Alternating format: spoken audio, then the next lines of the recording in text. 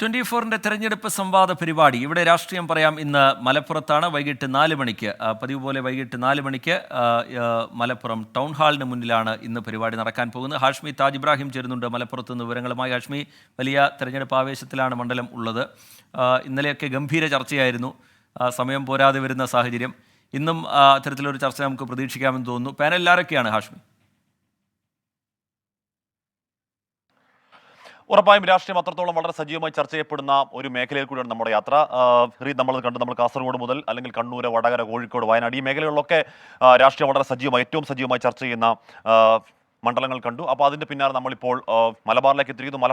മലപ്പുറം നമുക്കറിയാം, ഇത് ലീഗിൻ്റെ പൊന്നാപുരം കോട്ടയാണ്. എന്ന് പറഞ്ഞാൽ ഏത് രാഷ്ട്രീയ സാഹചര്യത്തിലും ഏത് രാഷ്ട്രീയ കാലാവസ്ഥയിലും UDFന് ആശ്രയിക്കാൻ കഴിയുന്ന, ആർക്കും തകർക്കാൻ കഴിയാത്തൊരു പൊന്നാപുരം കോട്ടയാണ്. അതുകൊണ്ട് അങ്ങോട്ടേക്ക് അധികം പ്രതീക്ഷകൾ വെച്ച് പുലർത്തേണ്ട എന്ന് UDF ക്യാമ്പ് ഊറ്റം കൊള്ളുമ്പോൾ നിങ്ങൾക്ക് TK ഹംസയുടെ ചരിത്രം ഓർമ്മയില്ലേ? പണ്ടത്തെ മഞ്ചേരി, ഇപ്പോഴത്തെ മലപ്പുറമായ പണ്ടത്തെ മഞ്ചേരിയിൽ TK ഹംസ നിങ്ങൾ കിടിവെട്ട് തന്നുകൊണ്ട് ഈ മണ്ഡലം പിടിച്ചെടുത്ത ചരിത്രം ഓർമ്മയില്ലേ? 2004 ആവർത്തിക്കും എന്നൊക്കെ പറഞ്ഞു LDF. എന്തായാലും വളരെ ഊർജിതമായി, വളരെ സജീവമായി ടി മുഹമ്മദ് ബഷീർ ഇങ്ങോട്ടേക്ക് എത്തുന്നു.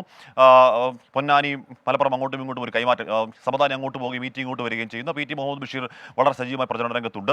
എന്നാൽ വസീഫ, CPMന്റെ യുവമുഖം, യുവരക്തം വസീഫ ആദ്യം തന്നെ സ്ഥാനാർത്ഥി പ്രഖ്യാപനം നടന്നു. അതിനുശേഷം വളരെ ഊർജിതമായി CPMന്റെ സംഘടനാ സംവിധാനം ഒന്നാകെ ഉപയോഗിച്ചുകൊണ്ട് വളരെ ഊർജിതമായ പ്രചരണത്തിലാണെന്ന് പറഞ്ഞാൽ അവരുടെ യൂത്ത് ബ്രിഗേഡ് ഒന്നാകെ അവരുടെ സംസ്ഥാന പ്രസിഡന്റ്, DYFI സംസ്ഥാന പ്രസിഡന്റിനെ വിജയിപ്പിക്കാൻ ഇവിടെ രംഗത്തുണ്ട്. അതുകൊണ്ട് മാറ്റമുണ്ടാകും എന്ന ഉറച്ച പ്രതീക്ഷയിൽ തന്നെയാണ് ഇവിടെയുള്ള LDF ക്യാമ്പ്.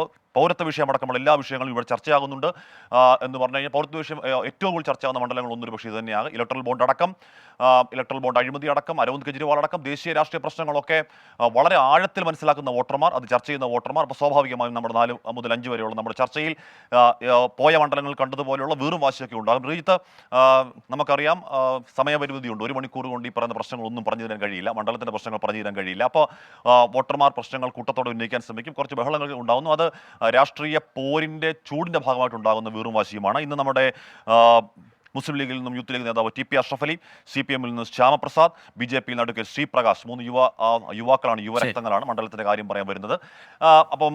അതോടൊപ്പം പ്രിയപ്പെട്ട മലപ്പുറംകാർ, രാഷ്ട്രീയക്കാർ, രാഷ്ട്രീയതരമായി ചിന്തിക്കുന്നവർ, നിഷ്പക്ഷർ, മലപ്പുറം മണ്ഡലത്തിൻ്റെ വികസന പ്രശ്നങ്ങൾ ഉന്നയിക്കാൻ ആഗ്രഹിക്കുന്നവരൊക്കെ നമ്മൾ മലപ്പുറം ടൗൺ ഹാളിലേക്ക് പ്രതീക്ഷിക്കുന്നു. ടൗൺ ഹാളിൻ്റെ മുന്നിലാണ്. അത്യാവശ്യം വെയിലും ചൂടൊക്കെ ഉണ്ടെങ്കിൽ കൂടിയും രാഷ്ട്രീയ ചൂടിനെ അതിനൊക്കെ മറികടക്കുന്ന രാഷ്ട്രീയ ചൂട്, പ്രചരണ ചൂട് മലപ്പുറത്തുണ്ട്. അപ്പോൾ എല്ലാ പ്രിയപ്പെട്ടവരെയും ഒരിക്കൽ കൂടി മലപ്പുറം ടൗൺ ഹാൾ പരിസരത്തേക്ക് വൈകിട്ട് 4 മുതൽ 5 വരെ സ്വാഗതം ചെയ്യുകയാണ്. നമുക്കവിടെ രാഷ്ട്രീയം പറയാം. റിജിത്ത്. ശരി, ഹാഷ്മി താജ് ഇബ്രാഹിം വിവരങ്ങൾ നൽകുകയായിരുന്നു. ആ മണ്ഡലത്തിൽ നിന്ന് ഉള്ളവരെല്ലാം തന്നെ ആ ചർച്ചയുടെ ഭാഗമാകാൻ ശ്രമിക്കുക. നിങ്ങളുടെ വികസന കാഴ്ചപ്പാടുകൾ അവതരിപ്പിക്കാനുള്ളൊരു വേദി കൂടിയാണത്. മറക്കരുത്, വൈകിട്ട് 4 മണിക്കാണ് ചർച്ച.